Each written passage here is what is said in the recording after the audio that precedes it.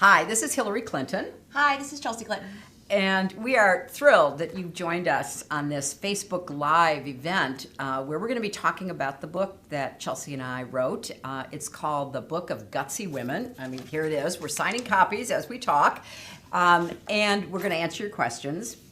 And we are helped by our wonderful friend and collaborator, Lauren Peterson, who you will get to know during this time. And we just had the most extraordinary experience picking out these incredible women.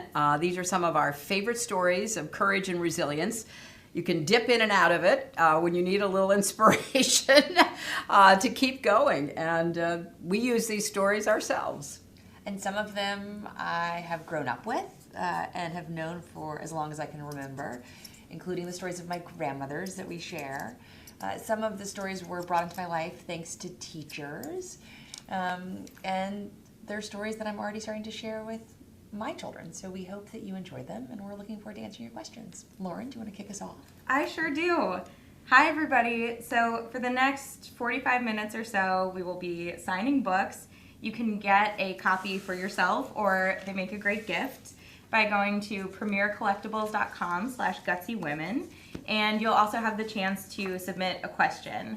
So we've got a few audience questions coming in already, and I have to say they are great. But to kick things off, Madam Secretary and Chelsea, I know this is the first book that you two have written together, and the finished product I know was no small undertaking. So pulling together more than 100 stories of gutsy women, how do you even start? You know, Lauren, we had a hard time because there were so many women that we wanted to write about. We could have written, like a 100-pound book, which would have been ridiculous and, never to be done. But what we did was starting off to make long lists of all the women that we wanted to write about. Then we had to cut it down. We wrote over 200 essays, and then, boy, did we have a challenge cutting it down to the 103 that are in the book.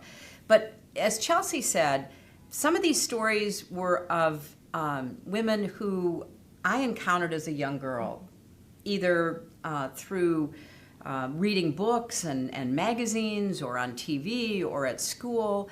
And Chelsea had a similar experience, but then we also traded the names of women who we found particularly inspirational at different points of our lives. And then we had the hard task of cutting it down to 103.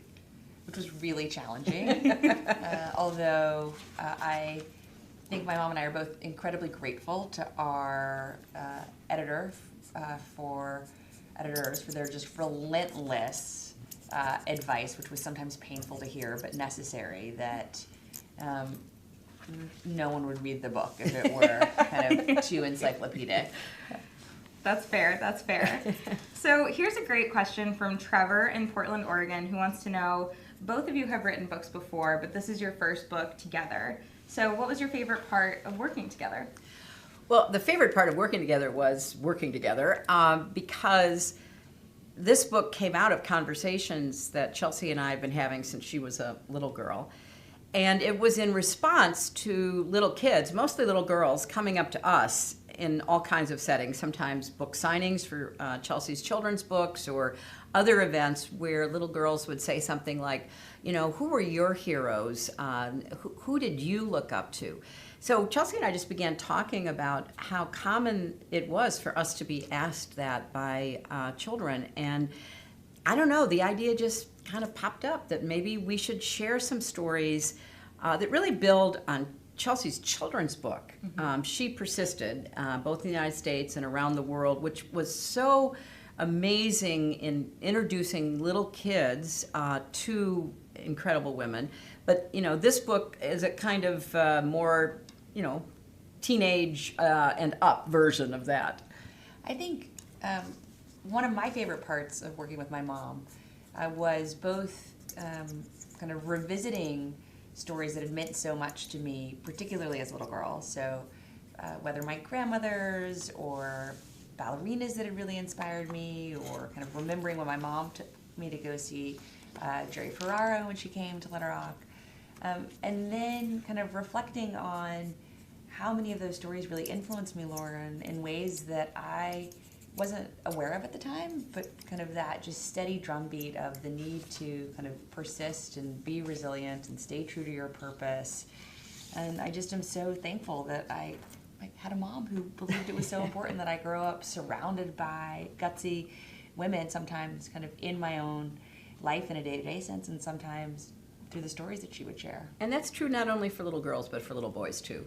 We want everybody to read this book, and the women in it, there are a few fictional characters who inspired us. There are obviously historical women from history, but there are a lot of contemporary women, including young women who, like Greta Thunberg, have made such a big impression already in our lives. And I have to ask, we have a question from Jacob in Sweden that actually has been on my mind too. How excited are the two of you, speaking of fictional women, for the new Little Women movie? I'm very excited about it because Little Women had a big impression on me when I was growing up, and I think it's an evergreen tale, and it should be reintroduced at different points of time. And now with young actresses from today playing the roles, it has a new meaning that I think is important today as it was 50, 60, 100 years ago. I'm definitely going to be thinking about my grandmother because she loved the book, and she also, I think it's one of the few books that she really enjoyed seeing different versions of made. Like, she wasn't just attached to the version from the 1930s. Like, she really appreciated the version that came out in the 90s and kind of all those that came in between. And so I'm really excited to see it, and I'm really excited to try to imagine what my grandmother would think of the newest iteration of Little Women. And you mentioned, you two write in the book about the fact that you had sort of a book club of 3 with your mom, Secretary Clinton, your grandmother. Can you tell us about some of the books that you read in that book club? What was that like? Oh my gosh. Well, I loved learning from my grandmother and with my grandmother and laughing with my grandmother. And we got to do kind of all of that a lot through books we read. It really started with the Elizabeth Peters, Amelia Peabody series. And I found, I think, what was the second book in the series at a secondhand bookstore in Ohio, actually during the 2008 campaign. And I'd finished my book, and I think there was a delayed flight, and I was looking for something to read, and I picked up this book, and it just kind of it invited me into what is still one of my most favorite series of all times. Amelia Peabody is kind of this fictionalized version of kind of early female archaeologists, and Elizabeth Peters was a pen name of Barbara Mertz, who was one of the first women actually to get a PhD in archaeology, and she wrote a series of scholarly works that my grandmother and I ultimately read too, that we didn't understand as much as her kind of fictional stories, but that then kind of led to just a love of sharing books and trading books and kind of our book club of 3, but really we have to give credit to Amelia Peabody. I love that. Yeah, it was, my mother was a great reader. She had very broad tastes in reading, which she introduced to me and then to Chelsea. And one thing she did was to keep all of the original Nancy Drew books that I had gotten for like birthdays or Christmas during the time I was reading Nancy Drew, back in the 1950s. And she kept them, and then she gifted them to Chelsea. So Chelsea got to read the original Nancy Drew. And in the book, we note that this fictional 16-year-old character influenced everybody from Sonia Sotomayor to Gayle King. People who in their adult years, when asked, well, where did you get inspiration to think you could be a Supreme Court justice or you could be a TV anchor, one of the people they mention is Nancy Drew, and we had exactly the same experience. That's so great. And for those tuning in, if you would like to get a signed copy, if you have a question you'd like to ask, you can go to premiercollectibles.com/gutsywomen, and that's Premier with an E at the end, and keep those questions coming. We've got some great ones. Here's a good one. Chelsea, I know you and I kind of share a soft spot for children's books about gutsy women, and in fact, as we talked about, you have written several of your own. Debbie in Alabama wonders if you have any recommendations for children's books on the subject. Oh, we reference a book that my family just loves called Mary Wears What She Wants, written by Keith Negley, who we were lucky enough to meet last week in Seattle, I think. And it is such a terrific story, and it is about Dr. Mary Edwards Walker, but when she was a little girl, and her determination to wear pants, which was quite a radical decision in her small New York town in the late 1830s and 1840s when she was a little girl. Flash forward, she was a surgeon during the Civil War. She's the only woman to have ever been awarded the Congressional Medal of Honor, which I think is a remarkable achievement for her, but a sobering statistic that she's the only woman in American history to have been so recognized. And in her later years after the Civil War, while still practicing medicine, she continued to campaign through the American Dress Reform Society for American women's rights to wear what we want. And Keith's picture book is just such a wonderful story of a really gutsy little girl who changed attitudes in her town and then ultimately changed attitudes across our country. And of course, I have to mention Chelsea's books because I love them and I read them. And because you're my mom. I'm your mom, and I read them to my grandchildren, her children. But she persisted, and she persisted around the world, introduce you to some of the women that are in the book, but also others who we didn't include this time. But it's beautifully illustrated, and we saw the illustrator. Alexandra, who is just so talented. Yep. And a magician, I think, with illustrations. And then I also really liked your last book, which is not about this subject, but about a subject that is important, Don't Let Them Disappear, about endangered species, because we have several women who were groundbreaking environmentalists, conservationists, people who discovered lots of important things about animals, Jane Goodall, for example.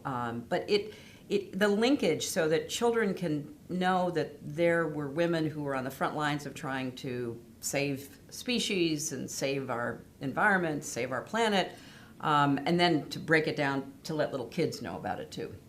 That's we all great. can do. Yeah. So this is a question I think that probably every woman in this book could answer, which is from Solange in St. Louis, who wants to know, have the bullies ever shaken your confidence? And if so, going out on a limb, assuming that may have happened, what was your remedy for that? Well, it's interesting because, both Chelsea and I have had to deal with bullies. When we were little girls, I lived in a neighborhood when I was about 4 where every time I went outside, I'd get knocked to the ground. I'd get, taunted and yelled at and run back inside. And finally, after I did that over and over again, practically every day, my mother would dress me up and tell me to go outside and play with the other kids. And then finally, one day when I ran back in crying, which was what I did every day, she met me and she said, "There's no room for cowards in this house. You have to go back outside." I honestly thought that was like the end of my life. I had no idea. Now, she later told me she hid behind, the drapes and peered out the window to see what would happen. The only people more surprised than I was when I went back outside was the kids who were there waiting. They thought they'd gotten rid of me for the day. So I went back out, and because I stood up for myself and because I did go back out, and I found that standing up for yourself meant that, the bullying stopped and actually friendship started. So I've had experiences off and on throughout my life. Actually, you might recall, I had an encounter with a bully in 2016 that we're still seeing the results of. So you have to learn how to be brave and to stand up, not just for yourself, but oftentimes we see somebody else being bullied, and a kind word, a word of support at that time for somebody at school, somebody in the workplace, is also really significant. I couldn't agree more. And I think we all get discouraged. And I think it's okay to recognize that we all get discouraged. It's just in the challenge of how we get back up again, and how we get back up again in a way that is courageous and resilient, but not calcified or hard. Because we don't want to, I think, like, make ourselves invulnerable. We still want to be kind of vulnerable to the people who have our best interests at heart, the people who love us and we love. But we do want to be strong and resistant to the bullying so that we can lead the lives that we want. And finding that balance, I think, is something that is probably true for every woman, whether you're in the public eye or not. And I just would say a word about the book, because I think it's fair to say that I would say probably all, but certainly nearly all of the women featured in this book have been bullied. They've been insulted. They've been threatened. Some in very physical ways, thrown into prison and tortured. Some online, like Shannon Watts, who began Moms Demand Action to try to get sensible gun safety legislation passed. So they've all confronted that. And that's why we hope the book serves as inspiration about how others have been knocked down or bullied and then gotten back up and kept going. Absolutely. So for those of you just tuning in, you can go to premiercollectibles.com/gutsywomen to buy your own signed copy of this fabulous book and ask a question if you'd like. Speaking of some of these women and what they've faced, it really strikes me that a lot of the stories in the book are just so painfully relevant. You have Barbara Jordan during the impeachment process. You have, Daisy Bates being targeted for her civil rights activism. Was that something that you consciously thought about as you were writing, or did it just more start to emerge as you thought about the women? That's a great question, Lauren. It became a conscious choice for me because literally there are so many gutsy women, and every one of them deserves to be recognized and appreciated. But I think in this time in which we're living through, it's important to think about some of the big challenges we face and how others have confronted them. So you mentioned Barbara Jordan. I was on the impeachment inquiry staff back in 1974, and I was just a very young lawyer working on the law and the facts and the constitutional standards for impeachment. Well, we're going through that again in our country, and I would argue that our founders put the impeachment clause in just for the kind of issues that are being raised in this investigation of our current president. And Barbara Jordan defended the Constitution when she made her remarks in favor of the articles of impeachment against Richard Nixon. Daisy Bates, a civil rights activist in Arkansas, was one of the principal adults who guided the Little Rock Nine, the 9 black students who integrated Central High School. She confronted all kinds of threats. A cross was burned on her front yard. The newspaper she and her husband ran was boycotted, and the advertising, basically dried up. Or Margaret Chase Smith, a woman Republican senator from Maine, who stood up to Joseph McCarthy and basically said the Republican Party should be ashamed that they are not ostracizing this man who is causing so much heartbreak and damage to individual lives and to our country as a whole. So yes, there certainly were points of relevance. Like, how can we talk about global climate change without talking about some of the women who were on the forefront, like Wangari Maathai, a Kenyan woman who planted trees, and by the end of her life had been responsible for 50 million trees being planted across Africa. So yeah, we think there are personal lessons, but also social and political lessons as well. Absolutely.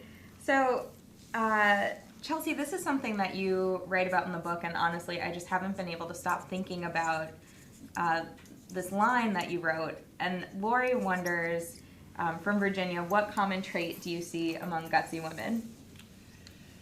Well, I think we see a few common traits, actually. I think we see kind of women who are just resolute in their purpose. And I think for so many women, there really is this sense of kind of being called to do something, whether it's in athletics or the arts or academics or politics, activism. And I think that there's also this recognition, I think for some it was part of that purpose and for others it came later, that what they were doing, wasn't only for themselves. And I think for some of the women, there was that sense of kind of bringing others along kind of from the beginning. And for others, it was kind of a growing recognition that what they were doing was important for their own lives, but also for the lives of others. Absolutely. I would add one more trait that Chelsea and I have talked about too, and that is optimism, hopefulness, but really optimism that what you did would make a difference, that people would listen, they would change, circumstances would improve. Because it's hard to be gutsy day after day after day if you don't believe what you're doing can make a difference. And as Chelsea said, it make a difference in your own life, maybe the life of your family and community, but also on a larger scale, influence change in a positive direction. Yeah, that's such a great point, and I think such a common thread through the stories of these women.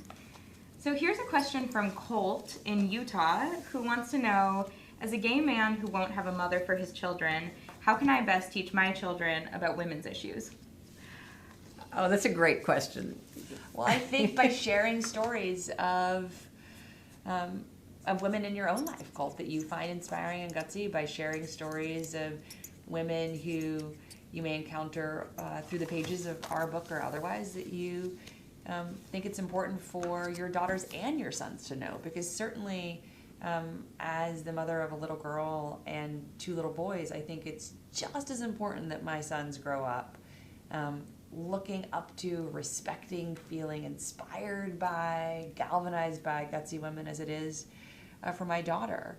And I would just say, Colt, the book that I mentioned earlier, Keith Negley's terrific book, was given to my children by one of my gay friends. So I think there are so many stories that you probably know already, and stories that you will find to ensure that your kids know they're so lucky to have you as a dad. So if you're just tuning in now, if you'd like to join Colt and everyone else who are sending in these fabulous questions, you can go to premiercollectibles.com/gutsywomen, buy an autographed book, especially great if you can't make it out to one of the stops on the book tour. This is your chance to get a signed book, ask your question to these fabulous authors. So this is a tough question, but I'm going to ask it anyway. Kath from Nebraska wants to know, what's your favorite story from the book? Oh boy, that's a hard one. I would be hard pressed, but I will say that wow, I'm particularly impressed by Dr. Hawa Abdi. Dr. Hawa Abdi is a OBGYN doctor who lives in Somalia. And she came from a well enough off family that she got her medical training outside of Somalia, but then she came back to take care of women in her country. And when the conflicts broke out, not only because there was drought and terrible famine that was causing all kinds of conflicts over water and resources, but then when an Islamist jihadist militia called Al-Shabaab got into the picture, there was a lot of fighting and terrible bloodshed and loss. So Dr. Hawa Abdi had a big personal farm, and on the farm, she started sheltering people, mostly women and children who were fleeing the drought, the famine, Al-Shabaab, the other militias who were then fighting. So she at one point had 90,000 people living on her farm, and she had to organize them, she had to feed them, she had to try to provide medical care, and she was helped in doing this by two of her daughters who had also become doctors. And then one day, militia members from Al-Shabaab showed up and wanted to take over her farm and basically use it as a base to continue their battling others. And she refused. She just flat out said no, no. And she confronted them. You know, they were teenagers with, you know, automatic weapons. And she basically said, you know, what have you ever done for anybody? I'm taking care of people. You should be ashamed of yourselves. And they left, but then they came back and she went through it again. And the courage, sometimes you don't know how brave you are until you're forced to confront something. She had the means to say, okay, don't hurt anybody, I'm leaving. She could have said that, but she knew if she did, then all these thousands of women and children would be at risk, and she wouldn't do it. She wouldn't leave the people she was sheltering. And I just find that story an incredibly inspiring one, and one that you know, shows us that, you know, sometimes in the worst of circumstances, the best of the human spirit shines through. And I think my favorite stories are my grandmother's stories. The story, though, that I probably think about the most, though, of kind of one of the Gutsy women is that of Frady Rice, who is really on the front lines leading the fight against child marriage here in the United States. It is still legal in 48 states for children to be married. As young as 12. As young as 12. Thank you, Massachusetts, where that is indeed the minimum marriage age for girls. It's 14 for boys. But when Frady began her work, really motivated kind of by her own experience of having been forced into a marriage and when she was a teenager, and then being raped and abused by her husband, ultimately, thankfully, liberating herself and her two daughters kind of from her abusive situation, and wanting to ensure that no woman and no girl was ever kind of put into a similar horror. There were 50 states where it was still legal for girls to be married. So now, in her home state of New Jersey, it is illegal, no exceptions, for anyone to be married before they turn 18. It's also now true in Delaware, and Frady is going state by state by state. And I've been thinking about kind of this a lot today, because today the Tanzanian Supreme Court ruled that child marriage had to become illegal in Tanzania, that it was a violation of girls' human rights for there to be child marriage. And so I just am so thankful to everyone working around the world to ensure that kind of girls are girls and students, and kind of filled with our own dreams and not brides. That's amazing. And I think it's so important, too, to look for those spots of good news when they happen, especially now. So here's a question. You know, I think from working on this book with the two of you, it was so clear that you both are just extremely committed to lifting up the women around you and lifting up the women who you've met or heard about whose stories inspire you. And Lori from California wants to know, in what ways do you lift each other up? Oh, that's a great question, Lori. Well, Chelsea lifts me up all the time by her example, by her being an incredibly hardworking, productive person, her kindness. She's kind, and those of you who follow her on Twitter, she is always trying to turn a negative, nasty comment into, you know, something that shows civility and just a lack of rancor. I think we all need more of that in our lives. And of course, seeing her as a mom, she's such an amazing mother to her 3 kids that I find it really inspiring. And so just her whole being, the kind of person she's turned out to be. She's a gutsy woman, she's a kind woman, a compassionate woman, but a determined, principled woman. So those to me are really the foundations of a good, successful, happy life. And she lifts me up all the time. I definitely thought my mom was going to say, like, FaceTime me with her grandchildren.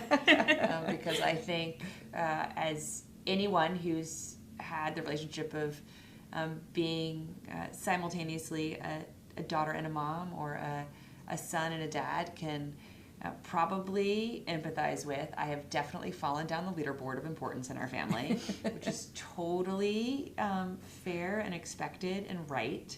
That I know my parents are always wanting to know first what's happening with Charlotte, Aiden, and Jasper. But I will say, one of the great gifts that my kids have given me that I didn't anticipate, and maybe I should have, was really seeing my parents as grandparents.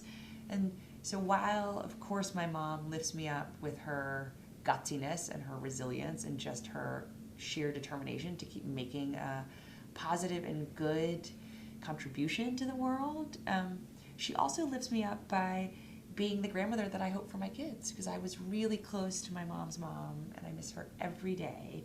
And just that I now get to see and support my mom as a grandmother is such a tremendous gift that I will always be grateful to my kids for. And she lifts me up by just the amount of love that she gives my children every day. Oh, well, that's not hard. That's so nice. Grandmas are the best. It's true. That is true. So, Andrea from Delaware says, no questions. I just think you two women are such lovely role models. Oh. And she would like to thank you, which I think, Thank you, Andrea. That's kind of a story throughout the book, too. It's these women's stories, but I think readers can learn a lot about the two of you, through the lens of these women, which is really cool. And if you would like to buy a signed copy of the book, if you'd like to ask a question, you can go to premiercollectibles.com/gutsywomen. You still got a little bit more time here. Here's a question that I think is it's kind of profound, from Eve in California, who wants to know, how can I raise my son to trust women with power? Wow, that is incredibly profound. I think you have to raise your son to have a set of values by which he judges people in powerful positions, both men and women. There are leaders who can drive us to the lowest common denominator, the basest of our feelings and emotions, and there are leaders who can lift us up and try to call out a more positive vision of what we're capable of doing. I think our prior president, President Obama, and our current president, President Trump, illustrate those two huge divides. President Obama was always calling us to figure out what we could do together and to come together and to support each other. And our current president is telling us to be afraid of each other and to insult each other. And children absorb those messages. They absorb what the leader, particularly in our country, the president, says and does. And if it's okay for the president to make fun of a person with disabilities, or to insult women, or to be so angry all the time, then it affects how children feel. And the same would be true for women leaders. We have now more women running for president than we've ever had before, and they will get a chance to demonstrate their values as well as whatever ideas and policies they may have.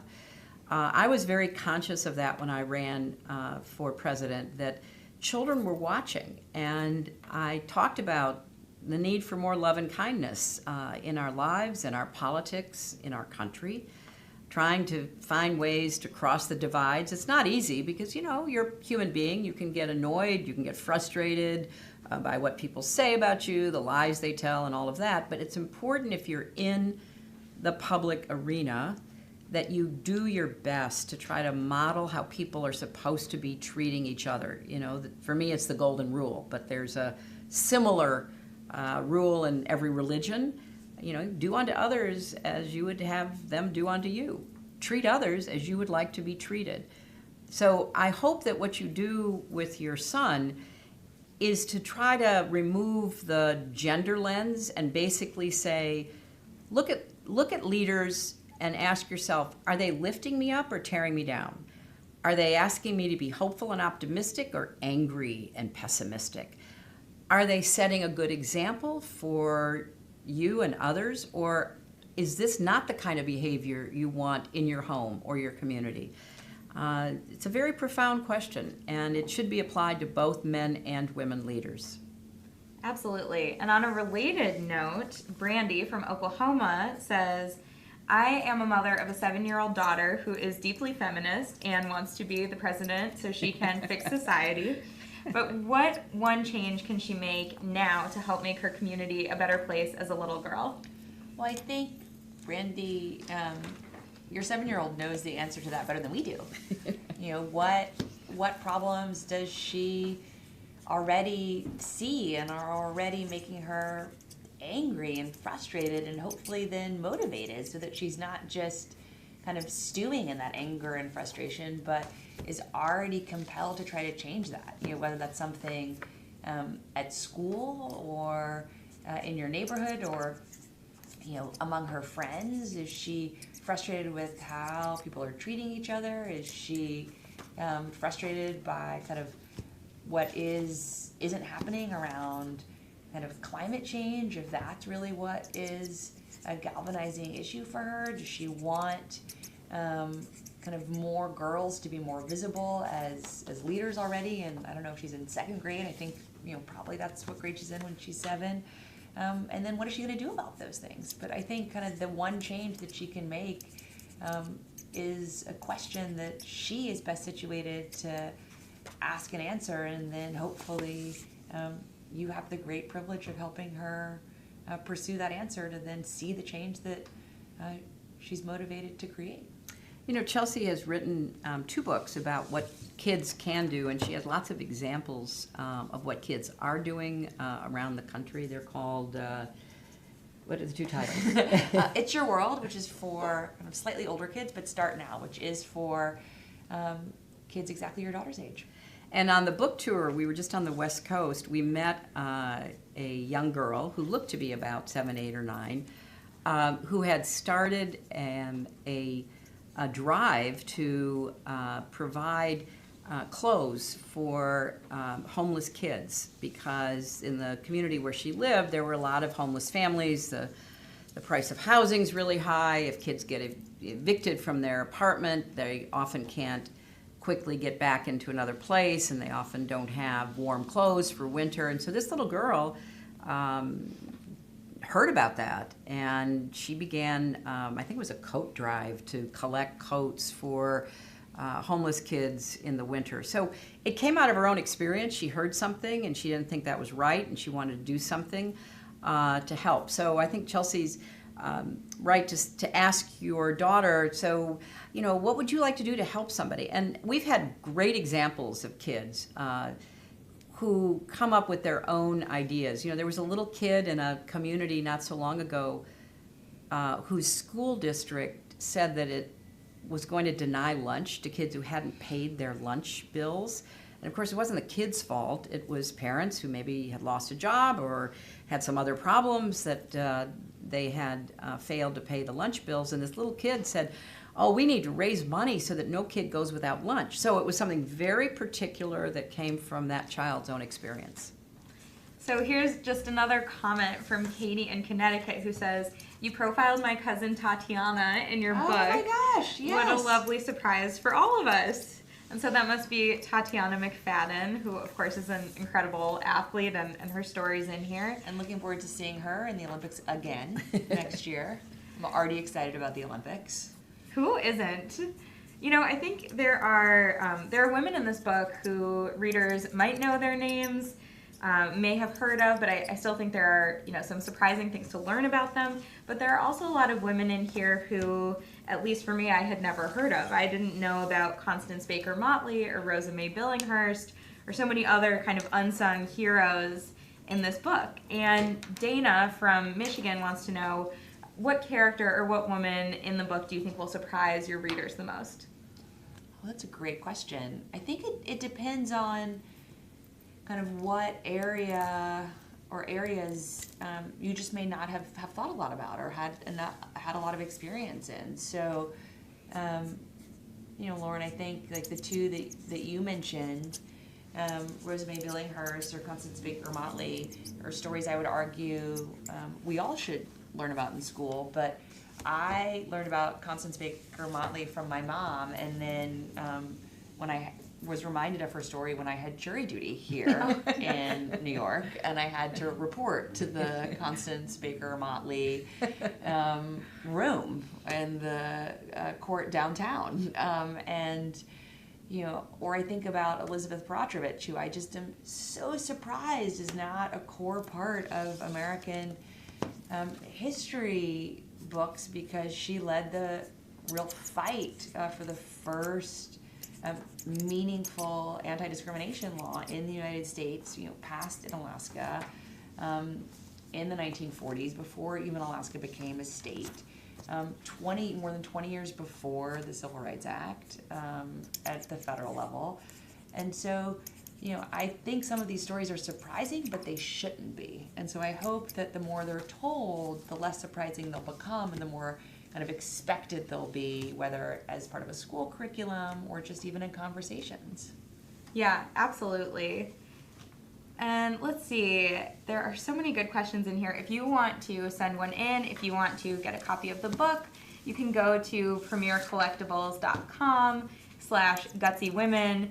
Chelsea, related to your last answer, Jacqueline in California says, how do we get these books to all the high school young women on a grand scale? This book is a must-read. Well, thank you. Talk to your libraries.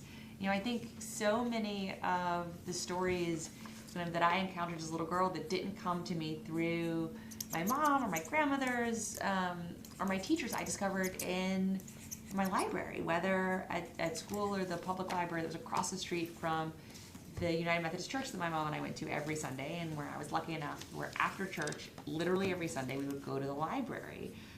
So please, talk to your local libraries. I think the library, it's obviously a favorite place for Chelsea and me. It's where I first encountered Anne Frank and her diary, which I think should be an absolute read in in every school, because of what it teaches us and how eloquent her description of life hiding from the Nazis was. But I think also this book is a great way to encourage the young people in your life, particularly young women, to read these stories, because we don't want these stories to be lost. We're living in a time when there's so much information and not enough inspiration, and so people don't get the real meat of what could inspire them. So I think there's a lot of ways of getting access to it. That's a great answer. Could you pass me my tea, please? Or my hot water? Talking a lot today. Thank you. So here's one from Colleen in Missouri, who says, as a Girl Scout troop leader, I'm always trying to give my girls a broad range of experiences so that something we accomplish or do will inspire their future careers or endeavors. Were either one of you Girl Scouts, and can you share how Girl Scouts inspired you? Yes, I was a Brownie, and then I was a Girl Scout, and I ended up in high school as what we called back then a Mariner Scout, because we chose particular areas of interest, and I was really interested in water or oceans, but we actually highlight the founder of the American Girl Scouts movement in the book, because we are true believers in the importance of scouting and those experiences. And I was a Brownie, and I loved being a Brownie, and I learned so much through that experience. I really learned, I think, how to be part of a team and a strong individual. I learned so much from our early camping experiences. I learned so much through selling Girl Scout cookies. My mom and I frequently talk about kind of make new friends but keep the old. One is silver and the other's gold. It's like just such a great, not only kind of song and melody, but really kind of value. And one of the kind of values that I really absorbed, I think, watching my mom and my grandmother was the importance of friends and friendship. And we were just in Chicago, and it was so great to see so many of my mom's friends that she's had since she was Charlotte, my daughter who's 5's age. Well, in fact, one of my friends, her mother was my brownie troop leader. You can't make this up. And she and I, even though she's lived her entire adult life in California, she and I have stayed in close touch along with a group of other friends that we went through elementary and high school together. And so scouting was a big part of learning skills and learning confidence, but also making friends and working with adults who really put the best interests of kids first. And I congratulate you for being involved in scouting. And read about Juliet Gordon-Low. Yeah. She's a fascinating person. I had no idea. And one of my favorite photographs in the book. Oh yeah, it's a good one. If you would like to get a copy of the book so you can see that photograph for yourself, you can go to premiercollectibles.com/gutsywomen. Amir Yashar from California asks, how could we use the inspiration from your book, and I really think from these women, to overcome our differences and unite our country? Oh boy, great. Yeah. Well, I think one of the real lessons, particularly kind of in the advocates and activists stories, but really throughout the book, is when to know kind of how to find and build upon common ground, and when to kind of stand your ground.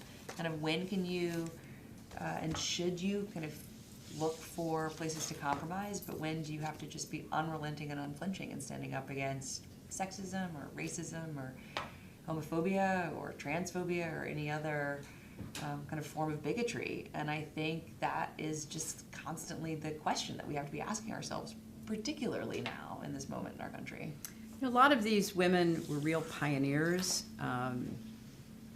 They encountered a lot of opposition and controversy doing their work or when they were alive, but they persevered, and now we look back and we think, wait, I mean, why didn't everybody just agree with that? Sometimes you do have to be willing to take a lot of incoming heat because you're standing up for something or you're breaking a barrier. And as Chelsea said, though, it's great if you can figure out how to work together. I'll just give you like a couple of examples. So, one of my favorite American women is Eleanor Roosevelt, and I write about her in the book because I think her story is remarkable. She was basically an orphan by a very early age. She was sent off to boarding school, away from family. She really had a lot of challenges that she had to overcome personally, and she kept trying to be, the most effective person she could become. So she did really work to educate herself. She did try to meet different kinds of people, and she became a champion of them. And at the end of her life was one of the people most responsible for drafting something called the Universal Declaration of Human Rights, which lays out what we should be striving for. Regardless of any of the differences among us, we should be striving to recognize and to lift up our common humanity. And she took a lot of incoming grief. People thought she was, too outspoken, or she was, saying and doing things a first lady shouldn't. That sounds a little familiar. And so I find her very, very reassuring and inspirational.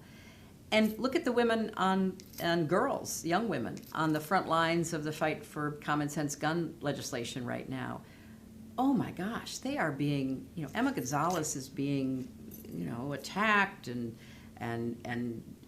really, maligned online. And she just gets up every day and stands up and speaks out, as do the others. Lucy McBath, who we feature, whose son Jordan was murdered for playing music too loud when he was just a teenager, 17. And Lucy ran for Congress, and she's in Congress, and one of the things she's fighting hardest for is to get better gun laws so that people who shouldn't have guns in the first place to kill and maim or act out of anger or hatred won't. So we think that you've got to stand your ground, but you have to find common ground. And it is a difficult balancing act because we're living in a very polarized world right now. But every one of these women in their own way was trying to do just that.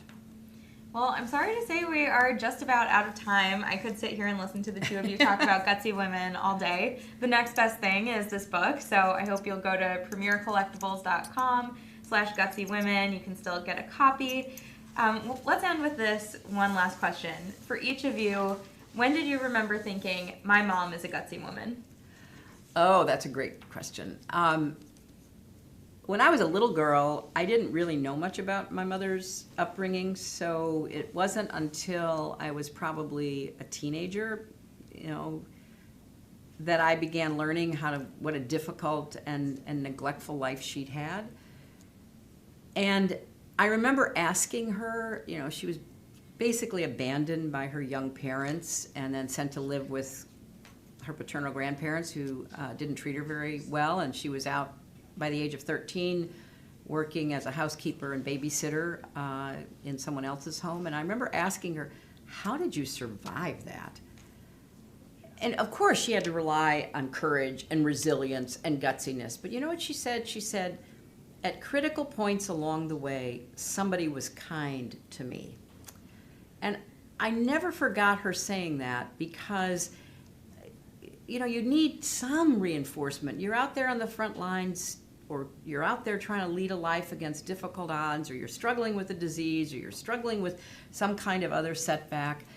And just a little bit of kindness can make a big difference to keep that resilience and that optimism going. So it's one of the reasons why I seek out and admire gutsy women in their own lives, as well as the contributions that they make to society. And I don't think I ever realized my mom was a gutsy woman because it just was such a core part of who she is and always has been to me, Lauren. And so I do remember when I was a little girl and my dad was running for governor of Arkansas. I was kind of 4 and 6 because they used to have 2-year terms. And how often my father's opponents would be attacking my mom, even though she wasn't on the ballot, and just her resoluteness of getting up and leading her life as a mom, as a lawyer, as a kind of advocate and activist. I don't think I quite understood how gutsy that was though until I was older, because it just was who she was and what she was doing. Well, thank you to Mira and Denmark for that last question. Thank you everybody for tuning in. Again, if you want to pick up a copy of the book, you can go to premiercollectibles.com/gutsywomen. And I hope you'll come out and see these two on the road in conversation, grab a copy of the book, and spread the word, and, gutsy women forever. Thank you, Lauren. Thanks, Be everybody. gutsy.